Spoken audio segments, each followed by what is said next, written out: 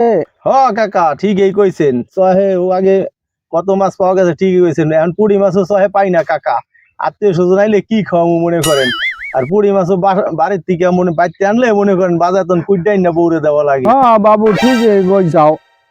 এখন তো আর এই দিন নাই, ওই হাসিনা যাওয়ার পরে এখন দেশে দেখতেছি ভালো আছে না তো খারাপ হইতেছে। তাই আগের দিনে মোর মামু বাড়ির পাশ দিয়া দেখতাম বড় বড় জাহাজ যাইতো, মনে করো হেনতন ওই যে যাওয়ার সময় 2, 4, 10, 50 বস্তা 200 বস্তা চাল পরিয়া থাকতো। মগো ওইয়া মনে করো মোরা ফ্রিতাম না, ওই যারা গরিব ছিল হ্যাঁ গো দিয়ে দিতাম।